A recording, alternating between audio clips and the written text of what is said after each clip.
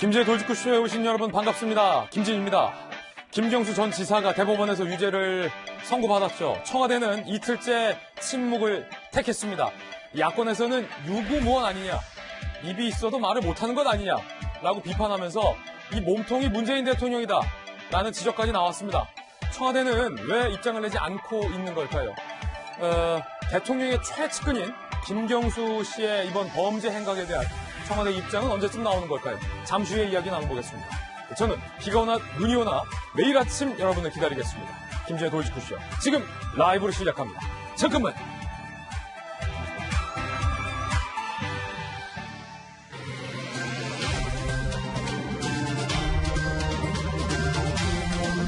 신문 읽어준 남자입니다. 김경수 전 지사에 대해서 대법원의 유죄 판결이 나왔지만 이낙연 후보 등 김경수의 진실성을 믿는다라고 마치 대법 판단을 부정하는 듯한 발언들이 나오고 있습니다. 논란입니다.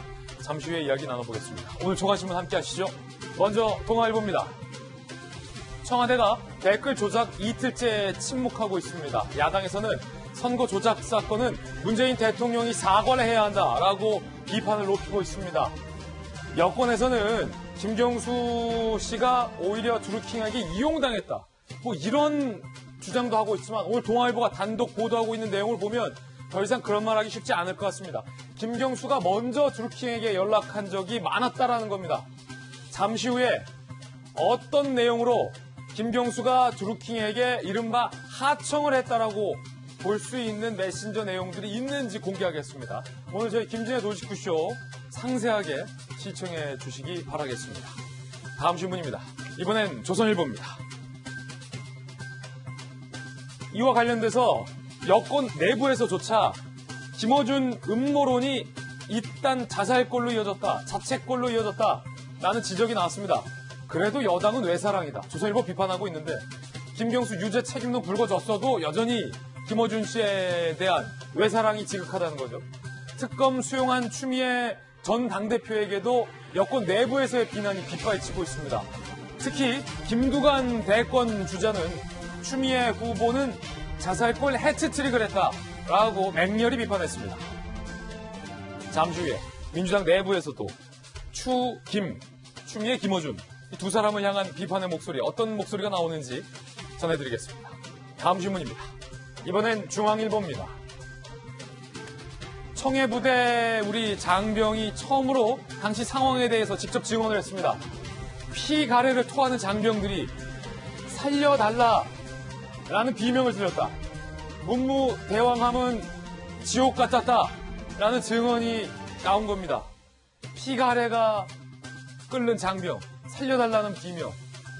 문무대왕함은 지옥 같았다. 왜 우리 군은 우리 장병들을 외면했을까요? 왜 대한민국은 해외 파병간 우리 문무대왕함에 있는 장병들의 이 아픔을 외면한 걸까요? 잠시 후에 서 국방장관이 이 장병들에게 위로의 선물을 보냈다고 하는데 그게 더 쓴웃음이 지어진다고 합니다. 어떤 선물이었는지 잠시 후에 돌직구쇼에서 공개하겠습니다. 다음 신문입니다. 이번엔 경향신문입니다. 민주당 대선 경선 과거사 비방전 과열이다, 경향신문 비판하고 있습니다. 노무현 전 대통령의 탄핵 책임 공방, 김경수 유죄 책임 공방, 만평도 오늘 실렸는데 함께 보실까요? 이재명 후보는 이낙연 후보의 멱살을 쥐고 있고 노무현 탄핵 때, 그리고 김두관 후보는 추미애 후보의 멱살을 쥐고 있습니다. 김경수 유죄 자살골, 정세균 후보는 홀로 의장석을 지켰다라고 과거에 대한 이야기를 되뇌이고 있습니다. 경향신문의 비판 만평이었습니다. 지금까지 신문 읽어주는 남자였습니다. 오늘 아침 함께하신 전문가들 소개해드리겠습니다. 정혁진 대표 변호사, 김병민 전 국민의힘 비대위원 나왔습니다. 김영주 전 민주당 의원, 청와대 출입기자 출신의 이재명 정치부 선임기자 나왔습니다. 모두들 어서 오세요.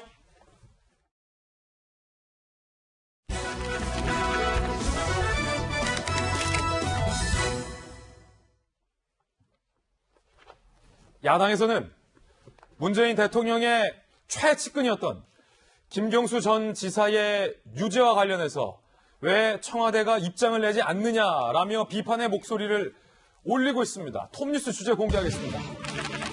몸통은 문재인 대통령이다라는 게 야당의 비판입니다. 청와대는 이틀째 침묵을 택했습니다. 정치권 일각에서는 유구무원 아니냐, 입이 있어도 할 말이 없는 것이 아니냐라는 비판의 목소리도 야권을 중심으로 나오고 있습니다. 김경수 씨가 수감 시한 연기 요청을 했다고 합니다. 언제 수감되는 걸까요? 김 전 지사 수감 시한 연기 요청 26일 수감할 예정이라고 하는데 대법 판결 직후 22일 창원교도소로 나와라 라는 통보가 있었지만 건강 문제 등의 사유로 2, 3일을 더 늦춰달라라고 요청을 했다고 합니다. 김 전 지사가. 검찰은 연기를 허가해줬다. 26일에 창원교도소로 재수감될 예정이라고 합니다. 그러면 연기하고 뭐 했냐? 유죄 확정된 날에 봉하마을을 가서 노무현 전 대통령 묘역을 참배했다. 자, 이것도 지금 정치권에서 논란입니다. 범죄 행각이 대법원에서 유죄로 인정됐는데 재수감 일정까지 미루면서 왜 이런 보여주기식 정치적 행보를 했냐라는 야권의 비판도 제기되고 있는 그런 상황입니다. 일단 이 얘기부터 이재명 기자. 노무현 전 대통령 묘역을 왜 갑니까? 그건 사실 인지상정으로 이해할 수 있는 대목이 있죠. 김경수 전 지사 자체가 노무현 전 대통령의 마지막 이제 비서관으로 봉하마을 끝까지 지켰던 마지막 인물이고 그렇기 때문에 또 그리고 당일날 어떻게 보면 친노 인사들에게 문재인 대통령을 비롯해서 인사들에게 노무현 전 대통령의 극단 선택에 있었던 날도 이제 전한 사람도 이제 김경수 전 지사고요. 그렇기 때문에 뭐 여러 가지 심정이 복잡했을 테고 그런 점에서 이제 수감에 앞서서 어떻게 보면 봉하마을을 참배하면서 그 자리에서 자신의 마음을 좀 추스리거나 마음을 정리하지 않았을까 싶고 다만 이제 이런 이제 뭐 저 자체가 뭐 보여주기식이다 행보다 이렇게 볼 수는 없을 텐데 다만 이제 보통의 경우가 대법원 판결 이후에 하루 이틀 사이에 이제 수감 절차를 밟는 게 통상적인 전례인데 김 전 지사한테는 어쨌든 시간을 좀 넉넉하게 줬죠. 물론 신변을 정리할 시간들이 뭐 필요했을 테고 또 하나 이유가 아무래도 이제 지사직을 수행하고 있기 때문에 지사직에 대한 업무 인수인계가 필요하다 이렇게 이제 본인도 얘기했고 그런 거에 대해서 이제 넉넉한 시간을 준 건데 저것이 좀 특혜가 아니냐 이런 논란이 있을 수 있는데 뭐 글쎄요 뭐 어쨌든 이제 수감을 앞두고 있기 때문에 여러 가지 신변 정리에 시간이 필요하지 않았을까 이런 생각도 듭니다. 그렇군요. 김명민 전 비대위원님. 네. 노무현 정신이란 말을 사실 여권에서 많이 써왔잖아요. 촛불 정신으로 이 정부가 탄생했다라고 자화자찬하기도 많이 하지 않았습니까? 네. 그런데 김경수 전 지사가 드루킹 일당과 공모해서 벌인 범죄 행각이 과연 노무현 정신에 맞는 일이냐, 이게 촛불 정신에 부합하는 일이냐라고 본다면 어떻습니까? 전혀 아니지 않습니까? 반칙과 특권 없는 세상이 노무현 전 대통령이 국민에게 줬던 울림 있는 메시지고요. 선거의 승리와 패배에 관해서도 수차례 언급했던 노무현 전 대통령의 유명한 어록이 있습니다. 원칙 있는 승리가 제일 좋다. 하지만 원칙 없는 승리를 할 바에는 원칙 있는 패배가 낫다. 이렇게 얘기한 바 있죠. 예. 그렇다면 드루킹과 함께 공모하여 댓글을 조작해서 2017년 대통령 선거에 영향을 미치려는 행위를 했다면 이것이 과연 노무현 정신에 부합한 것인가? 라고 물었을 때 김경수 전 지사는 단 한마디도 할 말이 없을 겁니다. 그리고 이는 김경수 전 지사뿐만이 아니라 당시 선거에 함께 나섰던 더불어민주당의 수많은 사람들과 그리고 이로 인해서 결국은 이득을 보게 됐던 문재인 대통령에 이르기까지 이 노무현 정신을 다시 한번 되새겨야 되거든요. 김경수 지사가 안타깝다, 착한 사람이다 등에 대한 얘기들만 하고 있는데 이런 방식으로 정치 접근하게 되면 이게 과연 김경수 지사 혼자만의 의사결정으로 이루어진 일일까? 라고 사람들은 생각할 수밖에 없습니다. 김경수 뒤에 또 누군가 있었던 거 아니냐? 왜냐하면 지금까지 나타난 허익범 특검에 기소된 수사 재판 과정 속에서는 여기에 있는 것만을 증명하는 것도 쉽지 않았던 상황이겠죠. 따라서 이 대법의 최종 확정 판결이 난 상황에 대해서 무겁게 책임을 통감하는 일들이 사실 집권 여당에게 있어야 되는데 지금 그런 모습이 보이지 않아서 굉장히 좀 안타까운 측면이 있다는 말씀드립니다. 여권의 일각에서는 김경수 전 지사가 오히려 드루킹에게 이용당했다라는 논리로 김경수 전 지사를 변호하는 목소리도 나오고 있습니다만 앞서 예고해 드렸듯이 오늘 동아일보가 취재한 내용에 따르면 오히려 김경수 전 지사가 드루킹에게 먼저 연락을 했던 정황들도 상당히 많습니다. 자, 그럼 지금 제가 우리 국민 여러분에게 이런 질문 드리겠습니다. 누가 누구를 이용한 걸까요? 함께 보시죠.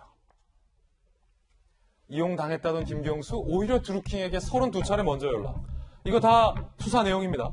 동아일보의 단독 보도 그리고 특검 수사에 따르면 2006년 11월 25일부터 2018년 1월 7일 시그널, 텔레그램 비밀 메시지 15번, 음성 통화 등 17회, 총 32번을 먼저 김경수 전 지사가 드루킹에게 연락을 했다는 겁니다. 32번이나 먼저 연락했다는 건 그 횟수나 방식이나 심상치 않고, 자, 그렇다면 그 내용이 중요할 텐데요. 내용 보시죠. 대부분 김경수 전 지사가 문재인 후보 관련 기사 링크를 보내면 드루킹이 처리하겠습니다 라고 답하는 식이었다. 처리하겠다. 그러니까 이건 모르는 사람이 봐도 무언가 작업을 하청을 받은 드루킹이 처리하겠다 라고 답하는 모양새였다는 거죠. 동아일보 보도에 따르면 드루킹 2016년 9월, 2018년 2월까지 댓글 여론 조작 작업한 기사 목록 매일 전송하기도 합니다. 2017년 4월 13일에 김경수 드루킹에게 이렇게 먼저 연락합니다. SBS 대선 후보 첫 TV 토론 녹화 끝났는데 대박입니다. 적극 홍보해주세요. 자, 2017년 4월 29일 이 반응을 저는 좀 주의 깊게 봐야 할 것 같은데 김 전 지사가 드루킹에게 원래 네이버 댓글은 이런 반응들인가요? 라고 묻습니다. 아시다시피 드루킹이 김경수 전 지사에게 보낸 메신저 내용 중에서 특검이 파악한 내용 중에서 네이버 등 3대 포털 완전 장악했습니다 라는 보고성에 장악했다라는 메신저가 드루킹으로부터 김경수 측에게 가기도 합니다. 정혁진 변호사님. 네네. 김경수 전 지사가 드루킹에 원래 네이버 댓글은 다 이런 반응인가요? 등을 포함해 32번이나 먼저 연락했다. 그런데도 이건 순진한 김경수 전 지사가, 무고한 김경수 전 지사가 드루킹으로부터 완전하게 이용당했다라고 주장할 수 있는 여지가 있는 건가요? 일단은 제가 대법원 판결은 못 봤어요. 그런데 뽑아왔긴 했는데 대법원의 보도자료는 나와 있거든요. 근데 1심, 2심 판결은 제가 이제 인터넷에 떠 있어서 한번 대충 봤는데 좀 정리해보면 이렇습니다. 뭐라고 되어 있냐면 피고인은 킹크랩 프로토타입 시연을 봤다. 그리고 난 다음에 드루킹에게 킹크랩 개발을 승인을 했다. 그러면서 댓글 순위 조작에 공동 가공을 했다. 판결문 내용입니다. 그 다음에 드루킹으로부터 댓글 순위 조작 범행에 관해서 보고를 받았다. 심지어 그 네이버 기사 등을 URL로 전송을 해서 댓글 순위 조작 작업을 유도를 했다. 그 다음에 드루킹과 수차례 만나서 경공모의 정책을 전달받고 드루킹하고 정치적 상황도 논의를 했다. 결론은 뭐냐면요. 공동 가공의 의사가 있었다는 이야기예요. 이게 공동 범행이라는 거거든요. 누가 주범이고 누가 공범이 아니고 드루킹하고 김경수 전 지사가 똑같이 공동 정범이다. 그래서 이 두 사람이 범행 전반을 지배를 갖다가 했다. 그러면서 이제 그 하급심 판결에서 어떻게 되어 있냐면 2017년 대선에서 김경수 지사가 원하는 방향으로 여론을 주도를 해서 상당한 도움을 받았는데 여기서 끝난 게 아니고 2018년 지방선거까지 겨냥해서 그 드루킹에게 온라인 여론 조작을 계속 부탁을 갖다가 하면서 심지어 그 샌다이 총영사 직, 그 이전에 요구한 것도 있지만 이건 사실 매관매지가 아니겠습니까? 예. 그 다음에 이제 하급심 법원에서 뭐라고 이야기를 했냐면 이게 단순히 판사가 머릿속으로만 그럴 것 같다라고 이렇게 판단하는 게 아니고 객관적 물증이 있는데 그 객관적 물증은 어떤 물증이냐? 판사가 보기에 법관들이 보기에 사후에 조작을 할 수가 없는 사후 조작 불가한 객관적 물증이 있고 또 그 물증에 부합하는 진술들이 쭉 있는데 그런데 피고인 김경수 전 그 경남지사는 이것에 대해서 계속 그 부인을 갖다가 한다. 판결 선고 당시만 해도라도 1년 6개월 이상 장기적인 그러한 관계가 있었는데 이게 하급심 판결의 내용이거든요. 여기에 대해서 이제 대법원 그 보도 자료는 한 4페이지밖에 안 되는데 뭐 그렇게 내용이 많지는 않아요. 그런데 그 대법원에서 어떻게 한마디로 그 정리를 했냐면 그 김경수 전 지사가 댓글 순위 조작 범행에 본질적으로 기여를 했고 이것은 기능적으로 행위 지배를 한 사실이 존재한다. 이렇게 판단을 갖다 했습니다. 명백한 그러니까 거다. 이런 대법원과 하급심 법원 판결을 갖다가 보면 이게 틀렸다라고 명백하게 그 반박할 기회는 충분히 있었어요. 왜냐하면 1심, 2심, 대법원까지 그런데 그때 제대로 그 반박도 못 해놓고 이제 와서 뭐 판결이 잘못됐다 이렇게 이야기하는 이제 와서 이용당했다. 그 어떻게 이게 그 납득을 할 수 있겠는가. 저는 참 답답하다는 그런 생각이 들고요. 사실 김경수 지사가 저랑 그 학번이 같아요. 그래서 대학 같이 다니고 그랬는데 잘하는 사이는 아니지만 그래도 이제 옆에 이제 건너 친구들이니까 참 괜찮은 친구다라고 이야기를 들었는데 이 판결문만 보면 이건 진짜 범법자가 맞습니다. 범법자가 맞다. 정익진 변호사의 법적인 의견. 김영주 의원님, 김경수 전 지사가 드루킹과 공모해서 조작한 댓글 등등이 8만 건이에요. 8만 건의 댓글 여론들이 조작이 됐고 네이버 댓글 반응이 원래 이래요? 이 말이 뭡니까? 궁금해서 물어본 겁니까? 네이버 댓글 반응이 원래 이런가요? 제가 몰라서 궁금해서 물어봅니다. 기사 링크를 보내요. 그럼 처리하겠습니다라는 답변까지 받고도 김경수 지사는 이용당했다. 그리고 그 주변에서 여권 주자들까지 심지어 김경수는 착하고 순진하고 이용당했다. 국민들을 뭐로 하는 겁니까? 사실은 이제 첫 번째 순간은 이용당했을 수 있죠. 여러 가지 이제 실제로 선거를 주도하거나 저도 뭐 선거 때 상실장이라든지 홍보본부장 하다 보면 새로운 기법입니다. 법적으로 문제 없습니다. 뭐 이런 얘기들이 혁신적인 기법이기 때문에 법적으로도 문제 없고 아주 도움이 됩니다. 그럴듯한 얘기를 하는 사람들이 굉장히 많습니다. 그렇기 때문에 몰라서 그런 부분 솔깃할 수 있죠. 선거에 도움이 된다니까. 근데 이제 그 다음에 이제 정말 김경수 지사 같은 정도의 위치에 있는 분들이 따져봐야 될 것이 법적인 부분입니다. 과연 이게 법적으로 문제가 없는 건지, 실제로 저 사람들은 도대체 누구며 어떤 의도로 우리하고 같이 하려고 하는 건지 그걸 따져봐야 되는데 그런 부분들이 없이 그야말로 선거에 도움이 된다니까 그냥 했다. 본인은 지금 이제 이용당했다라고 하는 건 아마 초창기에 그런 부분이 있을 텐데 그 다음에 두 번째 단계에 오면 관계가 달라지게 되죠. 그걸 믿어버리기 시작하면 내가 주문하기 시작하게 됩니다. 이건 이제 지금부터 나온 몇 차례에 오히려 저쪽에서 먼저 전화 온 게 아니고 실제로 봤더니 이 구간에는 당신이 먼저 지시했네? 당신이 이런저런 걸 던졌네? 꼼짝없이 지금 당하고 있는 거고 확실하게 지금 정익진 변호사 얘기한 것처럼 범법 행위의 공범으로 가담하게 되는 것이죠. 이제 그런 면에서 이번 일들을 보면 정말 선거에서 뭐 아까 말한 대로 원칙이 어그러졌다라면 이기는 것도 바람직하지 않다라고 하는 부분들이 바로 이런 사례가 아닌가 그렇게 생각이 듭니다. 야당에서는 김경수 전 지사를 넘어서 의혹을 제기하고 있습니다. 들어보시죠. 김경수 한 사람 구속되었다고 끝날 일이 결코 아닙니다. 몸통은 문재인 대통령과 민주당입니다. 국민 앞에 소상히 설명하고 그에 대한 용서를 구해야 마땅합니다. 그 범죄로 가장 큰 이득을 본 사람은 문재인 대통령인데도 아무런 입장도 반응도 없습니다.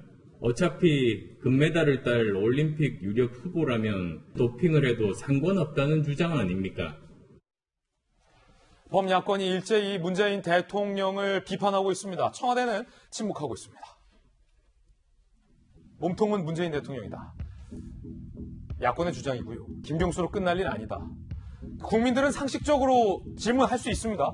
과연 문재인 캠프에서 김경수 전 지사만 이 일을 알고 공모한 걸까?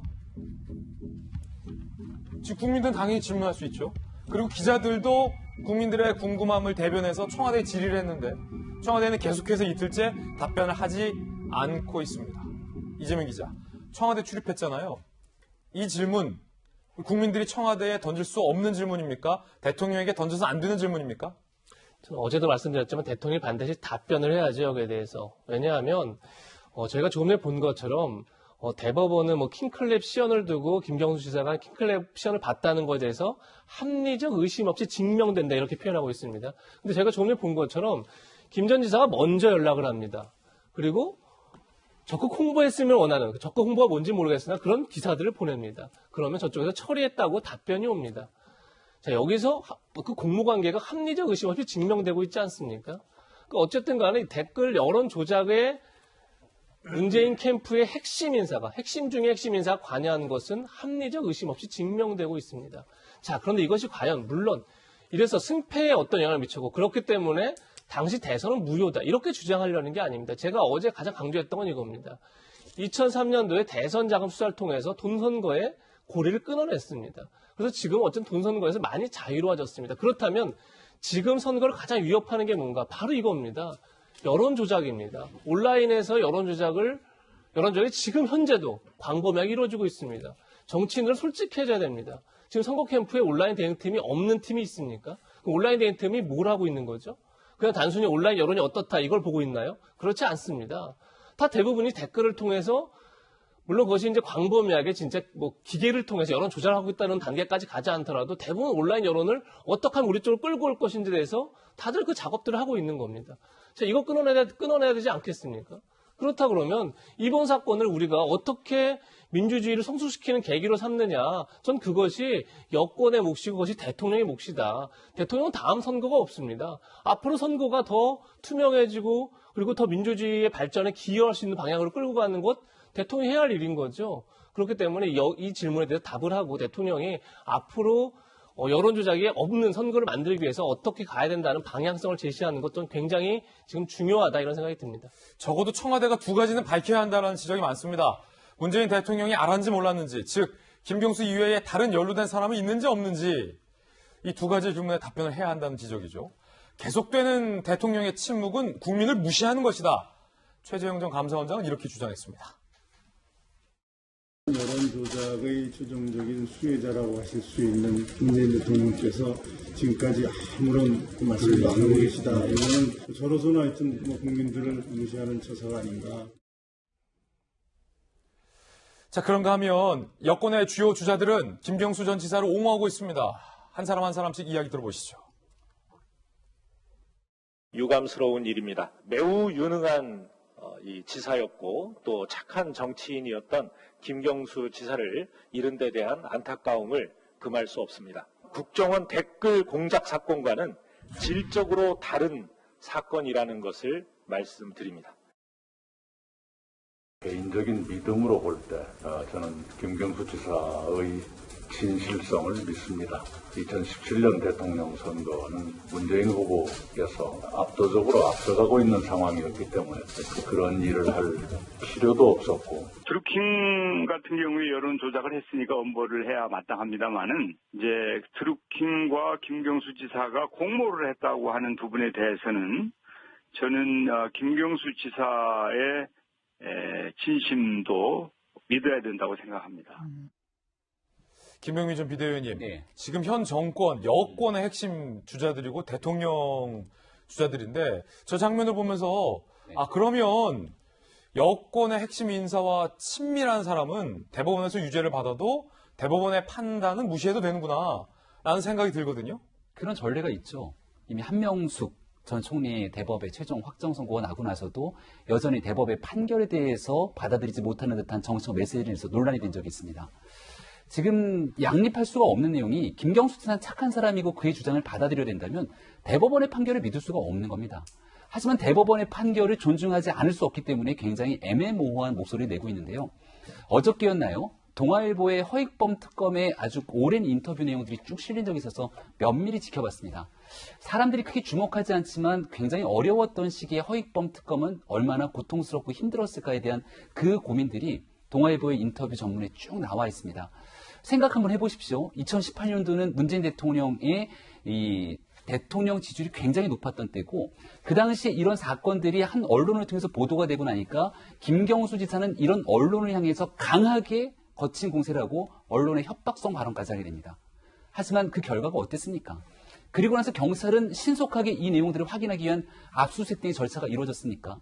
김경수 지사는 6월 달에 있는 지방선거 전에 유유자적한 모습으로 경찰에 출석하고 나왔을 뿐 그 다음 선거가 끝나고 나서 결국 허익범 특검이 출범하고 난 뒤에 굉장히 어려웠던 특검의 활동들을 통해서 있는 그대로의 객관적 증거들을 바탕으로 기소하고 오랜 기간 재판을 통해서 결론이 나게 된 것이죠. 이 내용이 만약 문재인 정부 초창기에 적폐 수사라는 미명으로 이루어졌던 아주 강력한 수사선상에 동등한 기준으로 수사가 이루어졌다면 그 결과가 어땠을지 차마 상상하기 어려울 겁니다. 저는 앞서 이재명 기자가 했던 얘기가 가장 핵심적인 부분이라고 생각하는데요. 지금 대통령 선거를 앞두고 있는 지금 저도 많은 정치 선거에 관련된 기사를 보면 기사를 보고 제일 먼저 확인하는 게 댓글을 봅니다. 그럼 그 댓글을 지켜보면서 이건 과연 일반 시민들이 단 댓글일까? 캠프에서 여러 단톡방, 대화방들을 통해서 좌표를 찍고 가서 조직적으로 단 댓글일까? 이런 고민들을 안 할 수가 없는 거겠죠. 이 일에 대한 솔직한 반성을 기점으로 끌어내기 위한 시도를 다시 한번 이번 선거를 앞두기 위해서라도 이 일에 대한 깊이 있는 반성이 민주당이 꼭 필요하다고 생각합니다. 여권 내부에서도 김어준, 추미애 이 두 사람의 책임론을 제기하는 목소리가 높습니다. 특히 김어준 씨가 제기했던 음모론이 한두 번이 아니었는데 이번만큼은 부메랑이 되었다라는 평가입니다. 들어보시죠.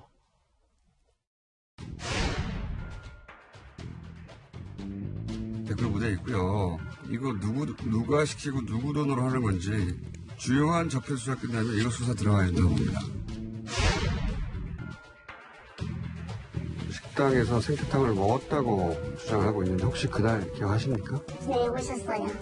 여기는 따뜻하게 이렇게 하얀 면바지에 심하게 캐주얼 루퍼 하나의 멋진 구두였죠. 그게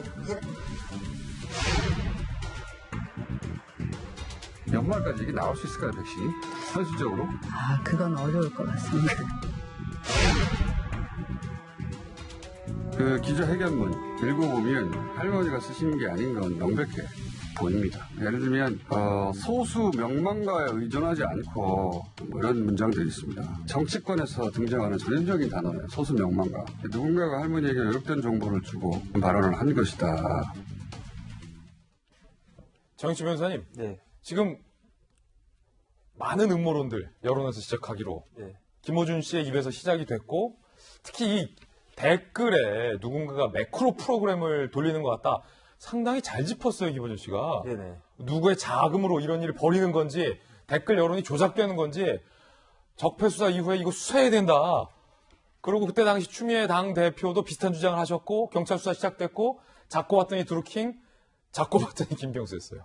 그러니까 이거는 제가 봤을 때는 김어준, 추미애 두 분이 굉장히 잘한 것이다. 저는 그 생각이 들어요. 이번만큼은 잘했다. 이게 곰팡이같이 음습한 범죄 아니겠습니까? 그 다음에 이것은 신형 범죄예요. 저희 같은 사람들은 매크로가 뭔지도 몰랐고 킹크랩이 뭔지도 몰랐고 그 다음에 댓글 같은 거 저도 이제 네이버 같은 거 쭉 보면은 아 사람들이 이런 생각을 하는구나. 좋아요가 막 1000개가 눌려있네. 이런 거 보면서 사람들 생각이 이렇구나. 이렇게 생각만 했지 그것이 조작될 것이다라고는 생각을 못했고 그 다음에 지난번에 국정원 댓글 사건 같은 경우에는 그 사람들이 일일이 이렇게 막 수기적으로 아날로그식으로 했었는데 야 기술이 발전해가지고 디지털로 뭐 9천만 개, 8,800만 개 이게 가능하구나. 그러면서 네이버 댓글이나 다음 댓글이나 이런 댓글을 볼 때 좀 조심해서 가려서 봐야 되겠구나.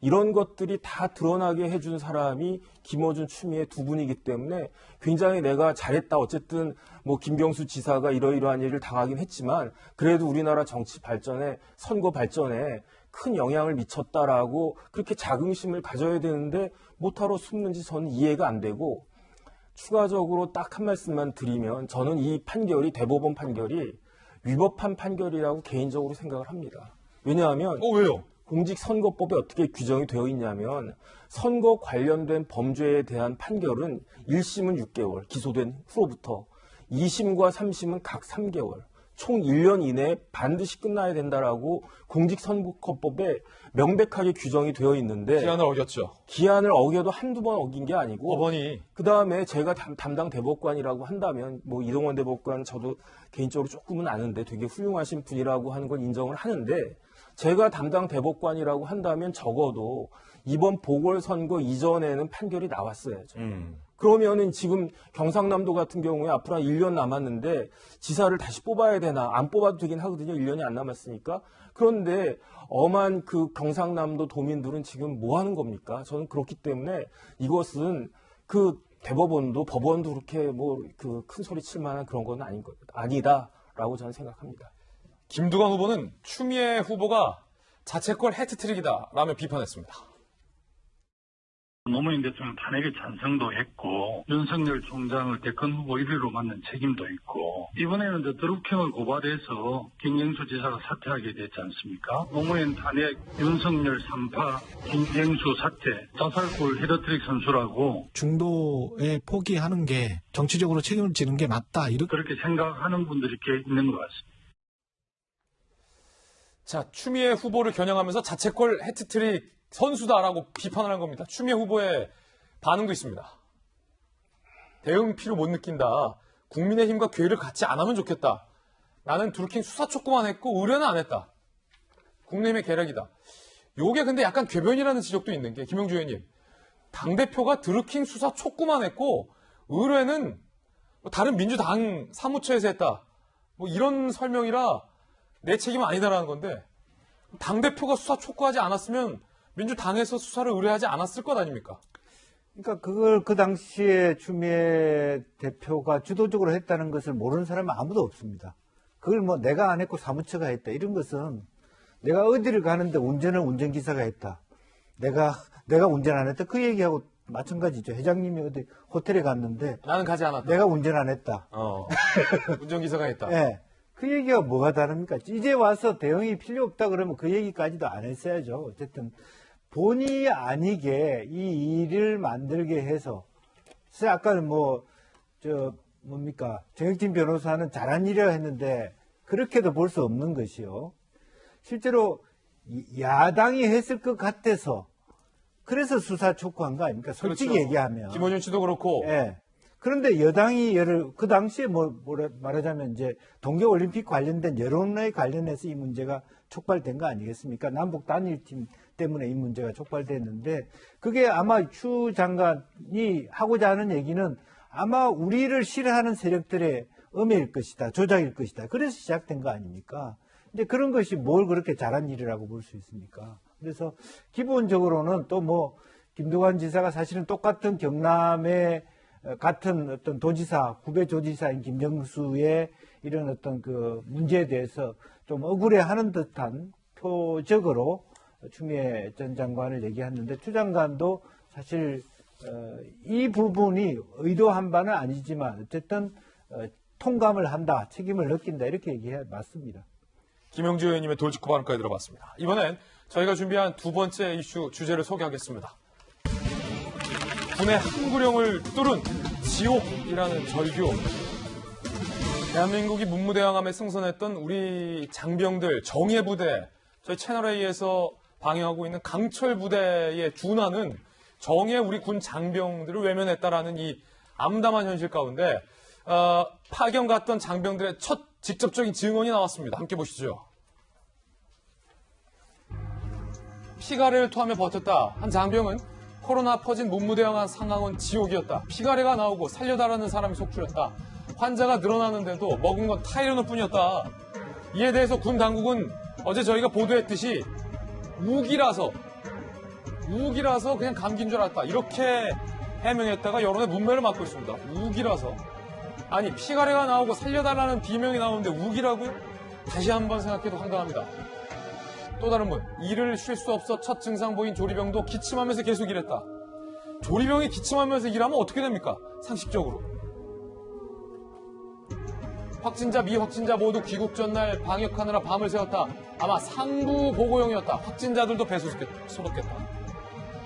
한구령에 대해서 역시 장병들의 증언도 나왔습니다. 부모뿐만 아니라 상부에서 외부에 절대 발씀 말라 지시. 즉, 이 말이 사실이라면 장병들 부모가 제기했던 군의 입단속도 사실일 가능성이 크다라는 것. 국가가 우리를 버린 건 아니냐. 이번 일로 대한민국에서 군인은 못하겠다는 생각이 들었다. 직업군인 그만두려 한다. 라는 승조원의 증언도 나왔습니다. 이재명 기자, 조금 더 자세히 설명해 주시죠. 승조원들, 우리 장병들 상황이 당시 어땠던 겁니까? 정말 내용을 들으면 들을수록 지금 이제 승조원들의 증언이 나오면 나올수록 정말 이해할 수 없는, 도저히 믿기지 않은 상황들이었던 거죠. 그러니까 6월 28일 날 문무대왕함이 식료품 보급받기 위해서 입항을 합니다. 아마도 이제 그때 식료품을 통해서 바이러스가 전파된 걸로 좀 추정되는데 그렇기 때문에 첫 증상자가 조리병이었다는 겁니다. 조리병이 이미 첫 증상이 나타나고 기침을 하는데도 일을 안 할 수 없었던 거죠. 생각을 해보십시오. 근데 만약에 진짜 그것이 코로나 바이러스가 발현된 거라면, 그리고 기침하면서 일을 했다면, 바이러스가 퍼지는 건 정말 순식간이 없겠죠. 그렇게 해서 실제 100여 명의 유증상이 나타납니다. 근데 그 열흘 동안 100여 명의 증상이 나타날 때까지 그야말로 해열제만 주고 사태를 진정시키려 했던 거죠. 그러면서 국방부 장관 합참의장에게 제대로 보고가 이루어지지 않았습니다. 정말 이해할 수 없는 게 세계 전쟁사를 보면 전투에서 패배할 때보다 뭐 감염병이 돌거나 아니면 보급에 실패해서 전쟁의 진사가 굉장히 많습니다. 그만큼 내부 전력을 어떻게 유지하냐가 전쟁에서 굉장히 중요한 거죠. 그런데 청해부대는 대한민국 군대 중에서 실제 해적을 소탕하게 가 있는 전투부대입니다. 실제 전투를 하는 부대입니다. 그런데 전투부대의 전력의 3분의 1이, 그러니까 300명 중에서 100여 명이 쓰러질 때까지 방치됐다? 이것이 어떻게 가능한 일인 거죠? 그러니까 이쯤 되면 이건 과연 우리나라 대한민국 군대가 전투할 준비가 돼 있나? 라는 근본적인 질문을 안 할 수 없는 거죠. 이쯤 되면 정말 대한민국 군대의 존재 이유를 묻지 않을 수 없는 그런 상황이 된 거다. 이렇게 볼 수밖에 없고, 그렇게 해서 지금 이 상황까지 왔는데, 그러니까 지금부터는 이제 그러면 이건 정말로 대한민국 군대의 존재 이유를 질문하고 있다 그러면 이 상황이 왜 왔는지를 확인해야 돼요. 반드시 확인해 봐야 되죠. 과연 지휘부나 수뇌부는 무슨 일을 했는지. 그러니까 정말 이거는 제가 볼 때 군법으로 다스려야 할 그런 중대 사안으로 와 있는 게 아닌가 이런 생각이 듭니다. 예, 어제 언론 보도들에 따르면 이에 대한 군 당국의 해명은 우기라서, 우기는 감기가 잘 걸려서, 그래서 별다로 대응을 안 했다라는 해명, 변명 비슷한 게 나왔습니다. 우기. 그 가운데 서 국방부 장관이 이 장병들에게 뭔가 위로의 선물을 보냈다고 하는데 그 내용이 더 쓴웃음을 짓게 합니다. 국방부 장관 격려품이라고 보냅니다. 자랑스러운 청해부대 34진 장병 여러분에게 서 국방부 장관이 과자 선물 박스를 보냈습니다. 자, 어떤 선물 박스일까요? 지난 20일. 아니, 백신을 보내야죠. 국방부, 청해부대 장병들에게 위문품으로 과자 상자를 선물합니다. 고래밥, 고래땡, 아이땡 등 시중 판매되는 과자. 청해부대 격리 장병, 목이 너무 아파서 음식 삼키는 게 고통이었고 후각이 없어 맛도 못 느끼는데 헛웃음만 나왔다. 국가에 헌신한 대가가 이건가? 국방부에서 법무실장에 있었던 정혁진 변호사님. 네. 고래 과자라뇨? 고래 과자라뇨? 웬 말입니까? 고래 과자가. 코로나 증상 제가 살펴봤더니 뭐 발열, 기침 이런 거 다 상식적으로 알 수 있는 거고, 그 다음에 또 어떤 증상이 있냐면요, 구토가 있고 식욕 저하가 있더라고요. 그 다음에 지금 걸려 있는 저 장병들 너무 안타까운데 후각이 없다는 거잖아요. 맛도 못 느끼다. 그러니까 저도 뭐 감기 몸살 걸리면 뭐 먹고 싶은 생각도 안 나고. 입맛 없죠. 그다음에 목이 아프니까 뭐 넘기는 것도 그런데 장관이 저런 걸 보냈다라고 하는 것은 첫 번째는 공감 능력 제로란 이야기예요. 예. 장관이 공감 능력이 제로이고, 공감 능력이 없다라고 하는 건 무엇이겠습니까? 역지사지하는 그런 능력이 없다는 거예요. 왜냐하면 내가 코로나에 걸렸으면 어땠을까 하는 생각을 전혀 하지 못하고 뭔가는 해야 되겠는데 그럼 뭘 해야 되나? 그냥 뭐 일반적인 그 위문품처럼 과자 몇 개 보내자 이런 거밖에는 안 되지 않겠습니까? 아까 이제 앵커께서도 말씀하셨지만 청해부대는 우리나라 최정예부대예요. 그런데 군인들은 어떤 게 있냐면요, 제가 이제 군인들하고 한 4년 반 같이 생활을 딱 해보니까 굉장히 프라이드가 강해요. 내가 이 분야에 있어서 이 군에서 최고 그런 사람이다라고 하는 그런 프라이드가 굉장히 강한데, 그런 자존심에 어떻게 보면 저런 것들이 상처를 입힌 것이 아닌가. 지금 저 용사들은, 저 장병들은 어떤 생각을 하고 있을 거냐면, 내가 최정예 부대이고 지금 버려놓고 온 문무대왕함은 우리나라에서 제일 큰 배 탑5 안에 드는 걸 거거든요. 제가 알고 있기로 4,400톤이니까 저 배 내 진짜 생명과 같은 그런 배인데 지금 아프리카 소말리아 어딘가에 정박해 있을 거 아니겠습니까? 저 배는 어떻게 되고 있을까? 몸도 아프지만. 그 다음에 우리가 간 게 그냥 간 게 아니고 작전을 하기 위해서 간 거잖아요. 그런데 그 작전이 지금 전혀 이루어지지 않고 있는 거 아니겠습니까? 그러면 우리나라 상선들 우리가 지켜야 되는데 그 걱정을 하고 있을 터인데 저런 과자를 갖다가 주고 있다? 제 생각에는 그 문무대왕릉이 수중릉 아니겠습니까? 그 지하에 계신 문무대왕께서 수중에서 아마 통곡하고 계시지 않을까, 그런 생각도 듭니다. 예, 문무대왕함은 이제 귀향 중인데 이 국방부 장관의 이 같은 선물에 대한 논란 굉장히 가열되고 있습니다. 그 가운데 이 사태에 대해서 군 통수권자가 직접적인 사과를 하지 않고 있다라는 야당의 비판이 나오고 있는 가운데 청와대에서 비행기 2대를 보낸다는 게 문재인 대통령의 생각이었다라며 강조를 해서 논란입니다. 참모회의에서 바로 정말 누구도 생각하지 못했던 지금 우리가 비행기 2대를 보내서 다 후송을 했지 않습니까? 네. 그래서 그 공중급유 수송기를 급파하라라고 지시를 하셨고 정말 그만큼 대통령은 마음이 타시고 간절하셨기 때문에 그런 신속한 조치를 명령하시고 지시하신 것이 아닌가. 누구도 생각하지 못했던 기발한 생각, 비행기 2대를 보내자. 이 발언에 야당은 비판하고 있습니다. 대변인, 화딱지나는 문비어천가 어느 누구도 생각 못한 수송기 2대 파견을 혜성같이 떠올리사 소중한 장병들을 구해주신 문 대통령 감사하다 논평했고, 김웅 의원, 그럼 코로나 걸린 장병들 뗏목 태워 데려올 생각이었나? 수송기 후송 건의도 안 했다니 청와대 보좌진은 문외라는 자백이다. 두 분 의견 어떻습니까? 먼저 김병민 전 비대위원님. 네, 대한민국의 군 통수권자죠.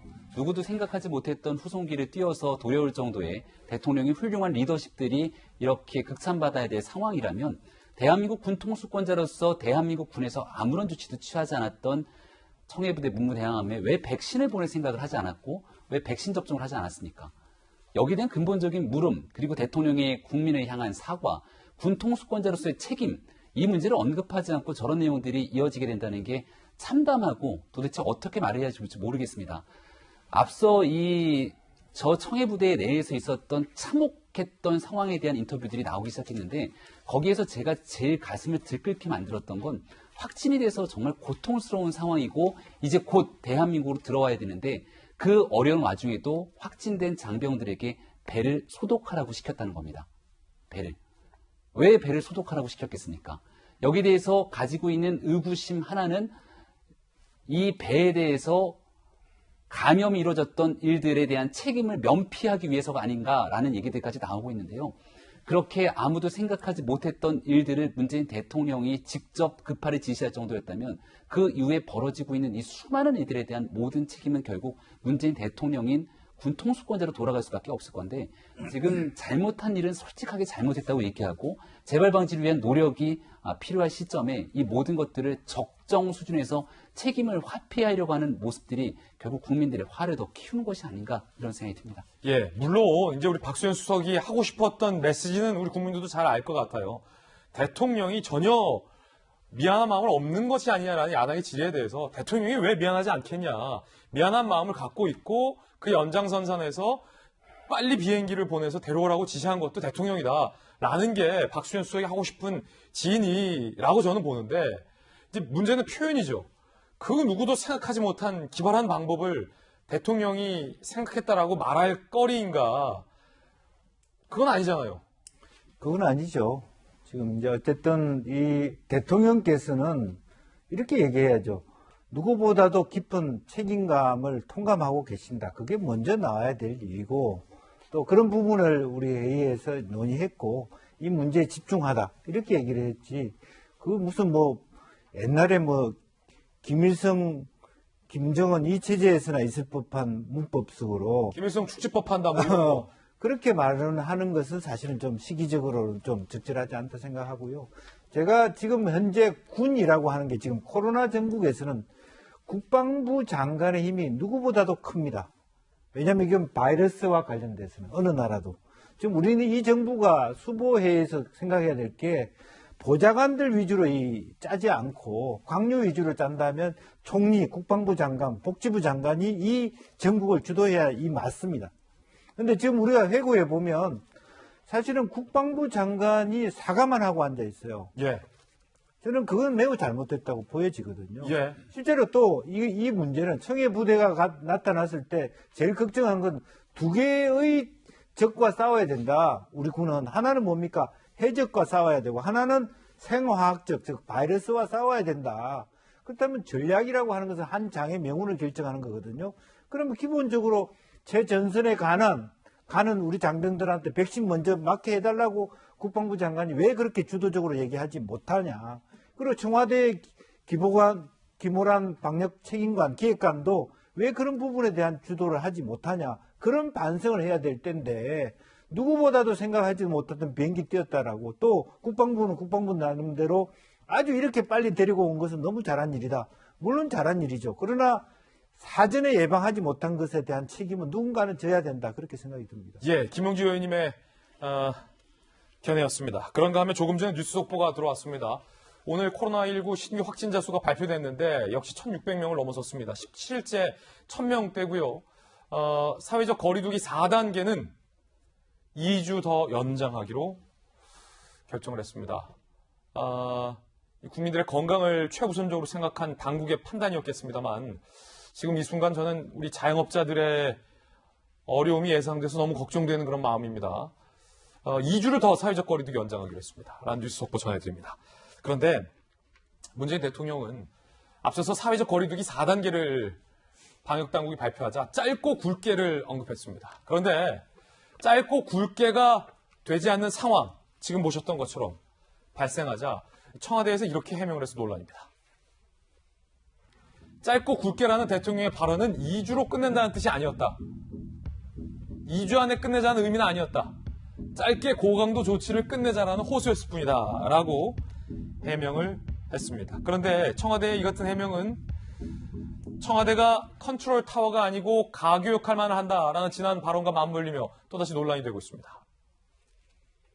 김호란 방역기획관은 어떤 이 모든 것을 컨트롤하는 컨트롤 타워의 역할이 아니라 청와대가 상황을 정확하게 파악할 수 있도록 하는 가교 역할이지 그런 어떤 부서들을 통제하고 컨트롤하는 그런 역할이 아닙니다. 자, 이재명 기자, 물론 이제 박수현 수석이 말하고 싶은 또 진의를 이번에도 저는 알 것 같아요. 그러니까 짧고 굵게라는 것은 국민들에게 같이 고통을 감내하자라는 대통령의 호소였다라는 것이긴 합니다만 많은 국민들은 그때 당시에 이게 워낙 고강도 조치이기 때문에 국민들은 2주 안에 이 국면을 잘 잡아주기를 하는 바람이었을 텐데 청해부대 사건에 대한 대통령의 사과가 없는 상황에서 이 국민들의 비난이 제기됐을 때 뭐랄까요, 국민들에게 적어도 이제 와서 2주는 아니었다. 우리는 컨트롤 타워가 아니었다라는 식의 오해의 소지가 있는 발언들이 좀 논란인 것 같아요. 어떻게 보세요? 그런 거죠, 지금. 그러니까 뭐 박수현 국민소통수석은 또 얼마나 지금 힘들겠습니까? 이 사안들을 방어하는 것 자체가. 근데 명칭 자체가 국민소통수석입니다. 국민과 소통을 해야죠. 조금 전에 정혁진 변호사도 이제 서욱 국방부 장관의 과자 박스를 두고 이제 공감을 열겠는데 지금 국민들이 누가 보더라도 이 사안을 참 설명하기가 어렵죠. 어떻게까지 이렇게 청해부대, 대한민국 최고의 강철 부대가 무너질 때까지 방치할 수 있었나? 라에 대해서 이해가 지금 안 되는 상황에서 지금 발언하는 것들이 다 누구도 예상하지 못한 비행기 2대. 그리고 지금 뭐 짧고 굵게도 2주가 아니다. 거기에는 가교 역할일 뿐이다. 이런 이제 해명 아닌 변명을 자꾸 하는 것 듯하게 들리면 국민들 입장에서는 더 화가 날 수밖에 없죠. 정말 누구도 생각하지 못한 파격이라면 최소한 비행기 2대가 아니라 내가 가서 데려오겠다. 이 정도가 나온다면 파격이라고 할 수 있겠죠. 진짜 누구도 생각 못한, 거기가 될지 모르겠으나 어떻게 비행기를 가지고 누가 생각하지 못한다는 얘기를 할 수 있으며. 그러니까 그런 점에서 국민을 자꾸 설득하려고 하는 게 아니라 국민이 지금 어떤 지점에서 분노하고 있는지 거기에 대해서 국민소통수석이 이제 그것을 안으려고 하고 그것을 보듬으려고 하고 그것을 이해하려고 하는 게 더 중요하고 그것이 당연히 청와대 내부에서 그런 논의가 진행될 수 있도록 하는 게 국민소통수석의 역할이 아닌가 싶습니다. 문무대항암과 관련된 코로나19 뉴스 전해드렸습니다. 이번엔 저희가 준비한 다음 이슈를 공개하겠습니다. 진흙탕 치닫는 여권의 내전, 이재명 후보의 평소에 대한 소위 욕설 파일, 또 다른 제2의 욕설 파일이 공개돼서 논란이 되고 있습니다. 함께 보시죠. 이재명 제2의 형수 욕설 파일 비공개 처리가 됐다. 그 이유는 뭘까? 지난 20일 한 유튜버가 녹취록 이재명 욕설 파일 01 제목에 56초 분량의 영상을 게재하는데 이는 2012년 7월 성남시장 당시 셋째 형수와 통화 중에 욕설이 담긴 음성이다. 그간 알려졌던 2012년 6월 녹취 욕설과는 다른 내용이다. 그러니까 새로운 욕설 녹취 파일이 유튜브에 공개가 된 거죠. 해당 영상이 하루 만에 12만 회 이상 조회수를 기록했습니다. 법원 명령으로 비공개가 됐고요. 이재명 후보 측이 영상 비공개 가처분 신청을 해서 받아들여진 것으로 추정이 되고 있습니다.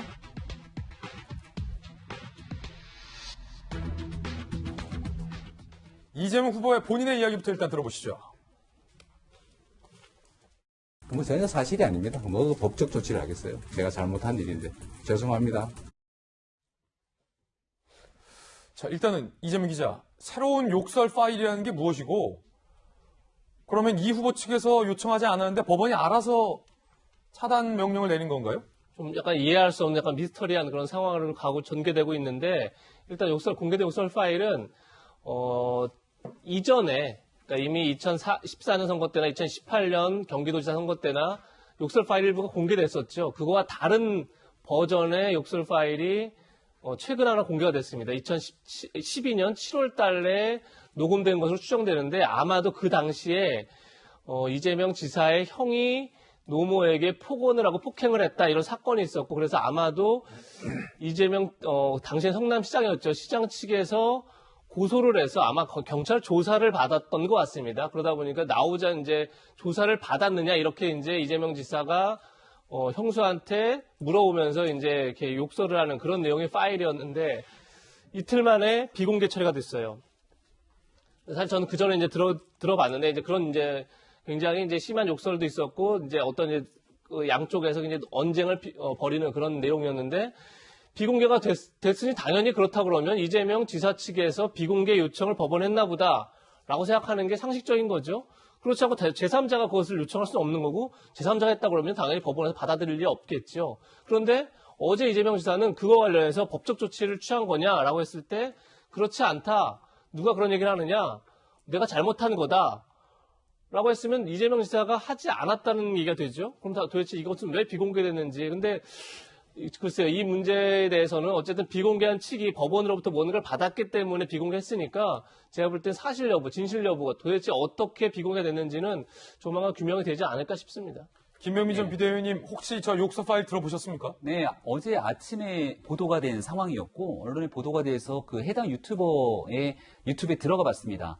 그러니까 이낙연 전 대표와 굉장히 그 뭔가 옹호하는 듯한 영상들이 많이 올라와 있더군요. 이런 내용들이 보도가 돼서 얘기를 쭉 들어보니 50초 정도가 넘는 아주 짧은 영상이었는데, 제가 흥미롭게 바라봤던 건 제목이었습니다. 조금 전에 제목 나왔던 거 한번 다시 띄워주면, 형수 욕설 파일 등하고 01이라고 적혀 있습니다. 예. 이 말인 즉슨 잘못 해석하게 되면 짧은 영상 파일이기 때문에 이게 01, 그 다음 02, 03 추가적으로 더 폭로할 수 있는 버전이 아닌가라고 추측되는 지점들이 있었던 거죠. 근데 이게 이재명 후보 입장에서는 이런 욕설 파일들이 다시 한번 회자가 되게 되는 게 본인 입장에서는 매우 치명적인 상황일 수밖에 없을 것이고, 저 때가 성남시장으로 재직하고 있을 때니까 공직자로서 어떻게 저런 얘기를 할 것인가 등에 대한 언급들이 나타날 수밖에 없을 겁니다. 근데 제가 해당 유튜버의 그 유튜브 채널에 들어가서 이낙연 전 대표 얘기를 했던 것은, 이제 이재명 후보가 바라보기에는 이낙연 전 대표를 옹호하는 듯한 유튜버에서 저런 일들을 하게 되니까 이것은 대놓고 네거티브 선거 공작을 이낙연 후보 측에서 벌이는 것 아니냐, 이런 오해를 하기에 충분한 상황으로 보여지죠. 그러니까 이게 지금 저는 이제 상대 정당이 있습니다만은 같은 정당 내에서 이런 일들이 벌어지게 되는 건 우리 최근에 있는 정치사에서 사실 보기 드문 일들이기 때문에 네거티브 상황이 어디까지 펼쳐지게 될지 굉장히 가늠하기 어려운 정도로 치닫는 것 같다는 생각입니다. 이재명 캠프에서는 특정 후보와 특정 캠프를 의심하고 있습니다. 사실 우리도 영상 올린 유튜버가 누군지 다 안다. 행사마다 그 후보 옆에 서 있는 유튜버 그분이 누군지 안다는 것. 행사 진행하고 그 후보와 사진 찍고 그러는데 모른다고 할 수 있을까? 라고 이낙연 후보 측에 올린 거 아니냐라고 대놓고 이 정도면 의혹을 제기했죠. 자, 그래서 이낙연 캠프 측에서 이렇게 반박합니다. 들어보시죠. 저희 캠프와 전혀 무관한 것입니다. 예. 알려질 대로 알려지고 또 확산되어 있는 파일을 저희가 굳이 또 퍼뜨린 이유가 없지 않겠습니까? 예. 상대방을 과도하게 오해하고 불신하는 것은 옳지 않고, 그런 오해에 기초해서 네거티브로 일반하는 것은 좀 자중하면 좋겠다. 그렇다면 또 이게 미스테리 영역입니다. 김수경 교수님 한신대 나오셨는데, 교수님께서 좀 밝혀주시죠. 이재명 후보가 법적 조치 취하지 않은 그 형수 용석 파일이 법원에 의해서 왜 차단이 된 거며, 사진까지 다 찍었다고 이재명 후보에서는 안다는데 이낙연 후보에서는 우리 쪽에 올린 게 아니다라고 하면 누가 올린 것이며? 그게요. 저도 그 해당 채널에 들어가 봤는데 이제 내용이 주로 이제 이낙연 후보를 지지하는 것으로 보이는 내용의 그 영상 파일들이 좀 많이 올라와 있어서 아, 이낙연 후보를 지지하는 사람이구나라는 정도의 추정은 할 수 있었는데요. 그렇다고 해서 이게 이낙연 캠프에서 어떤 그러한 욕설 파일을 흘렸고 그것을 이 유튜버에게 은근슬쩍 뭐 올려달라는 식의 어떤 그런 사주가 있었는지는 사실 확인할 수 없잖아요. 그냥 이낙연 후보를 지지하고 있고 이재명 지사 측을 뭐 이렇게 좀 깎아내리기 위해서 그냥 지지자가 뭐 그런 충심으로 올린 걸 수도 있고요. 그렇기 때문에 과연 이낙연 캠프 측에서 그랬는지를 단정적으로 말할 수는 없죠. 그리고 사실 이 파일이 이제 2012년에 당시에 이제 이재명 지사가 성남시장으로 이제 재직 중일 때 있었던 일인데 그 뒤로 2014년 지방선거, 2017년 대통령 경선, 2018년 지방선거 계속적으로 이 파일, 물론 버전은 좀 다릅니다만 이 형수 욕설에 관련된 파일들이 늘 문제가 되어 왔거든요. 그렇기 때문에 이게 굳이 이낙연 뭐 후보 캠프 측에서 뭐 흘렸다 안 흘렸다를 떠나서 앞으로도 그리고 앞으로 대선 과정에서 또 앞으로 그 뒤에 어떤 선거가 있더라도 이 문제는 계속해서 나올 수밖에 없고 또 이재명 지사는 이것을 어떻게든 이제 해명하거나 뭔가 이제 설명을 해야 되는 상황인데 그 욕설의 이제 수위나 내용 같은 것들이 너무 거칠어서 이게 단순히 그냥 가슴 아픈 가족사다 또는 뭐 제가 잘못한 일이다라고 얘기하고 잘 넘어가지지가 않는 그런 상황이 있는 것 같습니다. 자, 그렇다면 그 유튜버는 어떻게 이 욕설 파일을 입수하게 되었는지에 대한 경위도 아마 논박이 있을 걸로 보입니다. 그런가 하면 이번엔 이재명 후보가 이낙연 후보는 노무현 전 대통령 탄핵에 찬성하지 않았느냐라며 연일 의혹을 제기하고 있습니다. 이에 대해서 이낙연 후보는 나는 반대표를 던졌다는데 왜 자꾸 그러냐라고 반박을 하고 있습니다. 진실 무엇일까요? 자, 이제는 이재명 후보 본인도 나서서 이낙연 후보가 노무현 탄핵했다 라는 주장을 합니다. 그 전까지는 뭐 김남국 등등의 주변 의원들이었는데 이재명 후보 본인이 문제를 제기하면 상황은 다르죠. 과거 윤영찬 기자가 쓴 기사에 이낙연 의원이 탄핵 찬성으로 선회했다는 얘기가 있다. 사진 보면 몸싸움, 행동조에도 투입됐다. 내가 보기에는 이낙연 당시 의원이 노무현 탄핵 찬성표를 던진 것이다 라고 주장합니다. 그리고 이재명 캠프에 있는 김남국 의원도 이런 주장을 이어갑니다. 김남국 의원이 사진 3장을 공개합니다. 첫 번째 장면, 탄핵 반대를 하면서 찬성하는 한나라당 의원과 함께 스크럼을 짜지 않았냐? 라며 이낙연 의원의 사진을 공개했고요. 김남국 의원은 두 번째 장면, 이낙연 후보가 탄핵 찬성 표결에 참여하기 위해서 새벽에 전격적으로 본회의장에 진입했다라며 사진을 또 공개하고요. 세 번째, 당시 열린우리당 송영길 의원이 한나라당 의원들에게 항의하는 모습을 이낙연 의원이 무심히 바라보는 사진도 거짓이냐? 라고 뭐 나름 3가지 장면을 제시하며 탄핵에 찬성하지 않았냐? 라는 공세를 이어갑니다. 김형주 의원님, 네. 이것도 참 이례적인 논란인데 본인은 반대표를 던졌다라고 수없이 밝혔는데도 아랑곳하지 않고 이재명 후보와 후보 측에서는 아니다, 당신은 찬성을 했다라고 공격을 하고 있습니다. 진실 뭡니까? 근데 재미있게 진실은 아무도 모르죠. 그래요? 왜냐하면 무기명 표결이기 때문에 실제적으로 그 안에 들어가서 누굴 찍었는지는 아무도 모릅니다. 그러나 그 당시에 언론에 이낙연이 말하자면 반대표를 찍었다라고 하는 언론의 흔적은 있어요. 탄핵에 반대했었다. 네. 그런 부분들은 분명히 나와 있다고. 그리고 지금 이 장면들은 물론 이제 그때 당시에 추미애 의원이나 이낙연 의원이 민주당 입장에서 열린우리당에 반대했기 때문에 사실은 이런 일들이 있을 때는 당 내에서의 당신은 어디에 앉아있고를 다 정합니다. 그 자체를 본인의 의지와 상관없이 저렇게 행동했을 가능성도 얼마든지 있거든요. 저희들이 실제로 뭐 국회의원 할 때 격돌의 날이 있지 않습니까? 예. 그러면 조편성을 하잖아요. 그럼 본인은 반대했더라도 저 자리에 앉아 있을 수밖에 없는 입장이 있는 거고 그 네. 사진 하나만 가지고 당신은 그렇기 때문에 찬성했어. 이렇게 얘기하기는 어렵다는 것이죠. 그리고 실제로 본인이 명백하게 엊그저께 나는 반대했다. 이렇게 밝힌 바가 있습니다. 이제 그것에 대한 도덕성 논란일 뿐이지 이재명 후보 측이 저 사진을 가지고 그러니까 당신이 찬성했지라고 얘기하는데 개연성은 저는 그렇게 높지 않다. 그렇게 보여집니다. 김용주 의원님의 개인적 견해고요. 이낙연 캠프 측은 다시 한번 이렇게 반박합니다. 반대했다. 이재명 캠프는 맹목적 마타도와 무차별적 비방을 멈췄다. 자, 그럼 그날의 진실은 그때 당시에 국회 출입 기자 반장을 했었던 반장 아니었어요? 당시는 안 했습니다. 아니, 반장 부반장이었나요? 그러면? 아니, 당시에 국회를 출입하지 않았습니다. 당시에는. 그때 어디 있었습니까? 당시에는 사회부에 있었죠. 사회부에 있었군요. 2004년도에. 예. 그렇군요. 사실 진실은 근데 누구도 알지 못합니다. 실질적으로. 그래요? 네. 무기명 투표였기 때문에 제가 어제도 말씀드렸지만 조금 전에 김영주 전 의원님 말씀하셨지만 당시 기사를 보면 반대표가 2표가 나왔는데 그게 하나는 민주당 이낙연 의원, 하나는 자민련의 김종호 의원이라는 기사들이 꽤 있습니다.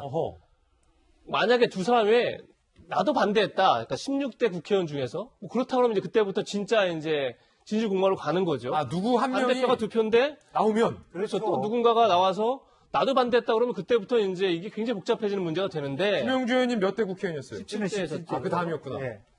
그렇기 때문에 진실규명이 이 자리에서는 안 돼. 그렇지 않다면 만약 둘 말고 더 나온 사람이 없다면 16대 의원 중에서 그러면 믿을 수밖에 없는 거 아닌가요? 그렇게 되면 저는 이제 그렇기 때문에 반대했다는 걸 본인이 이제 이낙연 의원이 진짜 실제 찬성을 해놓고 반대했다고 안 했다면 그것도 굉장히 큰 문제죠. 대선 그렇죠. 후보로서 굉장히 큰 문제인데. 후보, 만약 그게 누군가 나온다면 사실은 후보 사퇴감이에요. 그렇죠.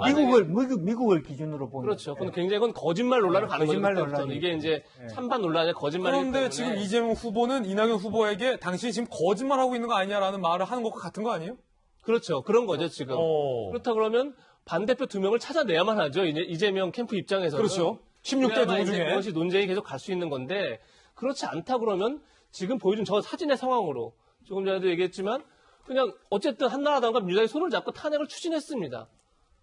그 자체에 대해서 민주당 의원으로서 이낙연 의원이 취했던 태도만 가지고 넌 찬성했을 거야 라고 주장할 수는 없는 거죠. 누가 보더라도. 그렇기 때문에 저 논쟁을 끌고 가려면 이재명 캠프에서 보다 더 분명한 뭔가가 필요한 거고 그렇지 않다면 제가 어제 얘기한 것처럼 이건 잘못하면 이재명 캠프가 이재명 지사가 쫓기고 있다라는 것을 오히려 드러내는 마타도밖에 되지 않을 수도 있다. 이런 생각도 같이 듭니다. 그렇군요. 이번에는 야권 얘기해 보겠습니다. 국민의힘의 이준석 대표가 윤석열 후보를 향해서 비판적인 메시지를 냈습니다. 들어보시죠. 광화문 쪽에 종로 쪽에 정하셨을 때도 이거는 어디서 많이 보던 모습인데 좀 이런 생각이 많이 들었고요. 여의도 정치를 거부하는 사람들의 입김이 좀 작용하지 않았나 그런 생각을 합니다. 여의도 정치에 대한 거부라는 것이 안철수 대표께서 그런 선택하셨을 때도 최종적 결과적으로는 그렇게 좋은 선택이 아니었던 것처럼 그런 선택을 하는 것은 좀 이해가기 어렵다. 윤 총장이 입장을 좀 주저하는 게 여의도 정치에 대한 반감 때문인 게 작용한다고 보시나요? 잘못된 어떤 조언들을 듣고 계실 수도 있다. 그러면서 안철수, 윤석열 두 주자를 동시에 이준석 대표가 비판한 겁니다. 지금 잘못된 조언 듣고 계시다. 이에 대한 윤석열 후보의 반격입니다. 여의도 정치가 따로 있고 이 국민의 정치가 따로 있고 뭐 하겠습니까? 정치라고 하는 것이 결국은 국민의 안전과 먹고 사는 문제를 고민하고 하는 것이 정치 아니겠습니까? 그 정치에 대한 거부감이 있으면 제가 시작을 하질 않죠. 자, 뭐 이렇게 지금 입당을 두고서 힘겨루기를 하는 듯한 그런 모습입니다. 지지율이 어떻길래 이 대표가 이렇게 입당을 촉구하고 있을까요? 함께 보시죠. 실시된 여론조사 김수영 교수님. 자, 이거 엠브레인 퍼블릭 여론조사인데 결과가 어떻습니까? 지금 이재명 지사가 이제 27%로 이제 높은 비율을 차지하고 있고요. 그 다음에 윤석열, 이낙연인데 이제 이낙연 전 대표가 많이 올라왔죠. 예. 그리고 지금 윤석열 전 총장 같은 경우에 좀 지지율이 점차 좀 하락하고 있는 모양새를 좀 보이고 있어서 또 이번 또 양자 대결을 봤을 경우에는 이제 이재명 지사와 윤석열 전 총장 사이에 좀 격차도 좀 생겨나고 있고 또 심지어 이낙연 전 대표와 윤석열 전 총장도 이낙연 전 대표가 더 높게 나타나고 있는 것으로 보입니다. 그래서 윤석열 전 총장이 처음에 정치를 하겠다고 했을 때의 그 열렬한 지지의 어떤 그런 기운에 비하면 점점 그런 것들이 조금 빠져나가고 있는 느낌을 주고 있는데요. 좀 여러 가지 이유가 있을 것 같아요. 일단 이제 윤석열 전 총장 같은 경우에 뭐 공정과 상식 이런 이야기들을 했지만 이제 너무 손에 잘 잡히지 않는 구체적인 내용이 잘 나오지 않다 보니까 또 내는 메시지들이 이제 중도 외연을 확장하겠다고 했지만 주로 이제 우파적인 메시지를 자꾸 내다 보니까 사람들이 생각하는 어떤 신선도 같은 것들이 좀 떨어질 수도 있고요. 또 지금 민주당 경선 과정에서 지금 이재명 지사와 이낙연 전 대표가 계속해서 이제 엎치락뒤치락 이제 막 티키타카를 소위 말하면 하고 있는 상황이기 때문에 언론의 주목도가 확실히 그쪽으로 많이 쏠려 있는 것 같아요. 그러다 보니 지금 윤석열 전 총장이 어떤 메시지를 내더라도 그게 그렇게까지 많이 회자가 되지는 않고 그래서 국민들의 어떤 좀 인지도라던가 또 지지도들이 조금은 좀 수그러들고 있는 양상을 보이고 있는데 앞으로 어떻게 될지 지켜봐야 될 것 같습니다. 김수경 교수께서 보시기에는 이 대표의 주장처럼 들어오는 게 낫나요? 윤 후보의 주장처럼 안 들어가는 게 낫나요?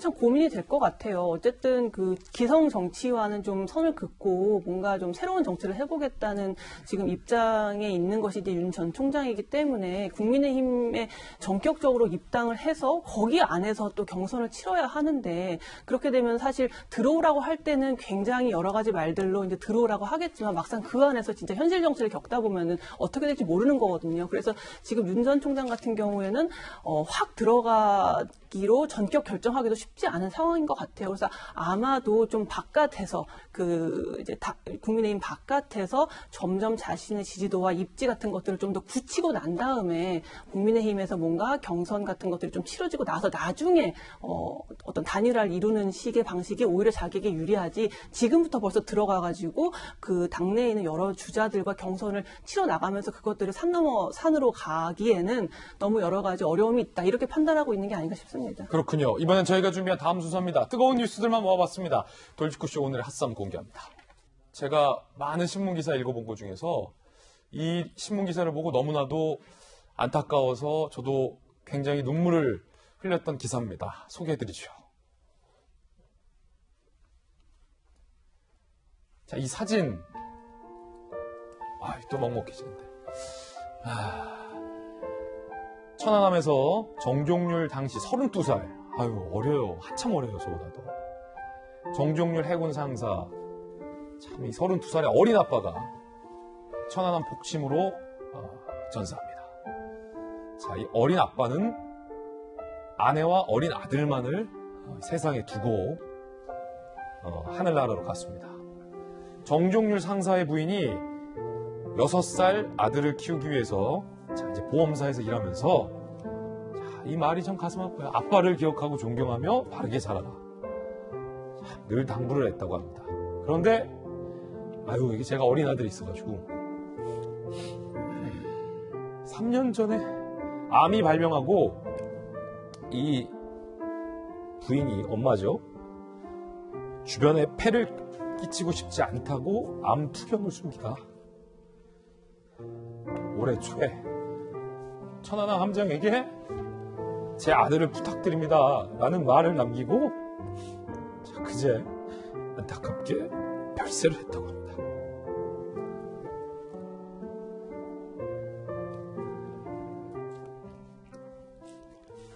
자, 이 정군이 2015년 천안함 5주기 때 이제 어머니가 그때는 살아계셨을 텐데 편지를 낭독합니다. 그 장면을 저희가 찾아봤습니다. 함께 들어보시죠. 아빠, 얼굴을 잊지 않으려고 매일매일 아빠 사진을 봐요. 아빠에게 다짐해요.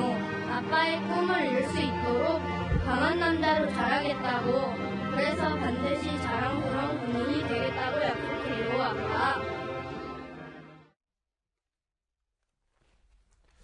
자, 어제 이제 엄마마저 여인 빈소에 많은 분들이 찾아가서 아픔을 함께 했다고 합니다. 그 장면 함께 보시죠.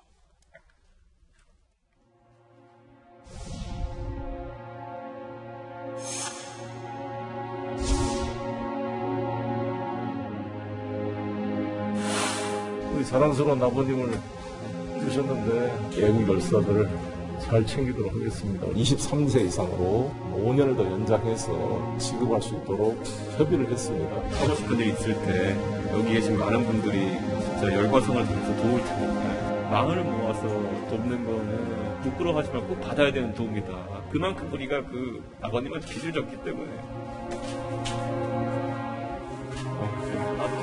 내가 뭐 이렇게 눈물 많은 사람 속에 되는데 이게 딱 세 번 그런지.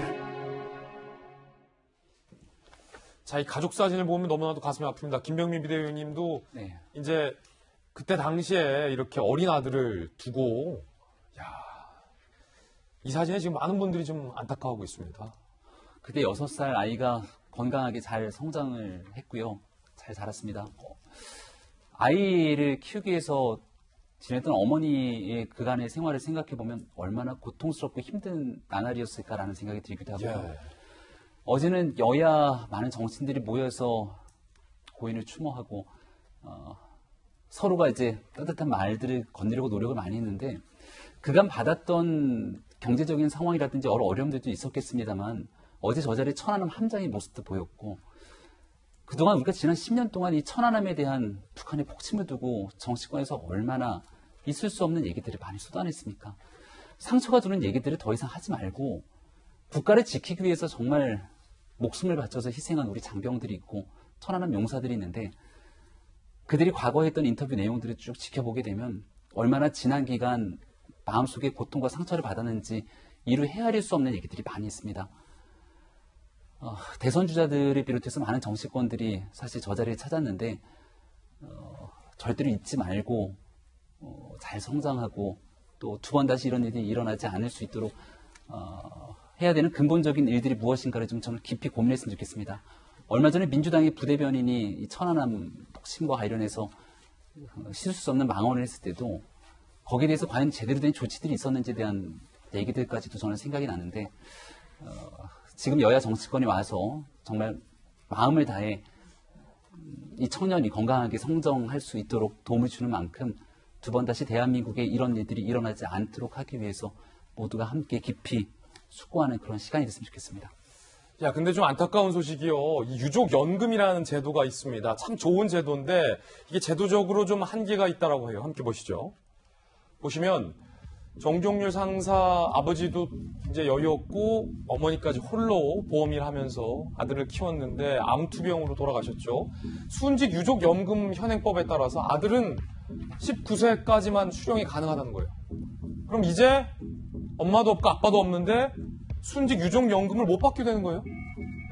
김소영 교수님, 아니 이거는 또 다른 보호자나 부모님이 계실 때는 뭐 저럴 수 있다고 할 수 있는데 생계를 이어갈 수 있으니까 어머니까지 지금 돌아가신 경우는 이 정군 같은 경우는 어떡합니까? 그러니까 좀 법을 좀 고쳐야 될 필요가 있는 것 같아요. 보통 이제 저렇게 유족연금을 받는 이제 순서라는 게 있는데요. 이제 배우자와 자녀가 이제 받다가 만약에 자녀가 미성년에서 성년이 되면은 그 유족연금을 받을 수 있는 자격에서 이제 사라집니다. 그래서 배우자만 계속 받게 되는데 이 경우 같은 경우는 이제 아버지도 돌아가셨고 그 돈을 받던 어머니까지 돌아가시게 되면서 결국 이 아드님이 19세까지만 이걸 받고 성인이 됐을 경우에는 그 돈을 못 받게 되는, 사실 19살이라는 나이는 정말 어린 나이잖아요. 그럼요. 정말 뭐 혼자서 그냥 뭐 법적으로만 성인이지 사실 얼마나 많은 도움과 어떤 뒷바라지 같은 것들이 필요한 나이입니까? 이런 상황에서 그런 모든 유족연금을 받지 못하게 된다면 어떻게 홀로 이 외로운 세상에서 독립을 하겠어요? 그래서 빨리 법적으로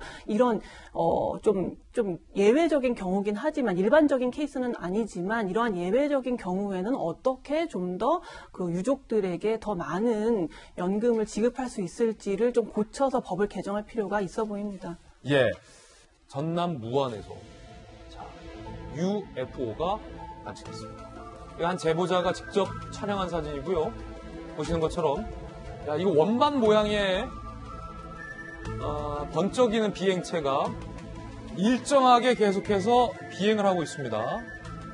자, 다른 영상에서도 보시면 이렇게 빠른 속도로 비행체가 비행하고 있는 모습을 보고 있고요. 이렇게 가리키죠. 그리고 이 UFO로 보이는 이 비행체가 굉장히 빠른 기동을 하는 그런 장면도 포착이 됐다고 합니다. 전남 무안에 뜬 저 비행체 과연 무엇일까요? 멀더 김수영 교수님. UFO입니까? 아닙니까? UFO에서 U가 unidentified라고 해서 미확인 비행 물체거든요. 그러니까 어차피 확인이 안 된 물체이기 때문에 UFO이기 때문에 확인이 되면 그건 더 이상 UFO가 아닙니다. 그런데 이제 저런 식으로 UFO다라는 제보들이 꽤나 많이 접수가 된다고 해요. 그래요? 그런데 한 10건 중에 9건 정도는 보통 이제 빛의 산란 때문에 발생하거나 아니면 전혀 다른 물체인데 오인을 해서 UFO라고 말해지는 것들이고 하나 정도가 좀 자세히 들여다봐야 되는, 조사해야 되는 그런 거라고 하더라고요. 그러면 하나 정도의 가능성으로 뭔가의 어떤 비행 접시 물체는 있다? 정밀 분석을 요한다. 그래서 그러면 UFO를 판별하는 여러 가지 기준이 있는데 뭐 다 알 수는 없습니다만 일반적인 뭐 비행 물체와는 다른 움직임을 보인다고 해요. 뭐 급상승을 한다거나 급정지를 한다거나 그런 약간 이상한 패턴으로 날아다니는 물체라고 하더라고요. 이제 그런 여러 가지 것들을 이제 확인을 해서 이게 UFO다 아니다 이제 말들이 많은데 최근에 이제 미국에서는 UFO의 존재 가능성을 인정했다고 합니다. 미국에서 인정했어요? 누가요? 미국 국가기관이 보고서에서 UFO가 존재한다라고 이제 인정을 했다고 해요. 미국 정부가?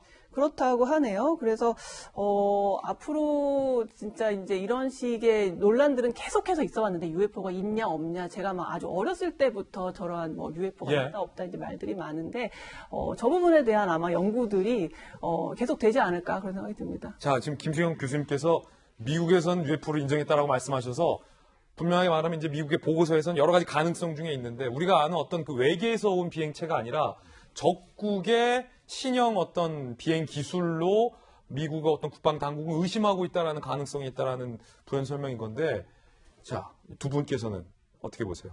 이재명 기자. 뭐 어떻게 보는 게 아니라 저희도 궁금하죠, 사실은. 근데 지금 조금 전에 얘기했던 미 정보기관이 지난 16년간 미국의 해군 조종사가 한 144건 정도 UFO를 봤다고 그래요. 해군 조종사가 본 거니까 이것은 뭐 그냥 일반인이 본 게 아니죠. 근데 그만큼 UFO라는 건 결국은 이제 확인이 안 됐어요. 그게 뭔지가. 그래도 불구하고 이 정보기관은 UFO는 실제 물리적으로 존재한다. 다만 어떤 건지 알 수 없지만 국가 안보에도 위협이 된다라고 정보기관이 그것을 보고서에 담은 겁니다. 그러다 보니까 미 정보기관, 미 국가기관이 인정한 UFO를 처음으로 인정한 거니까 실제 존재하는구나라는 생각이 드는 거죠.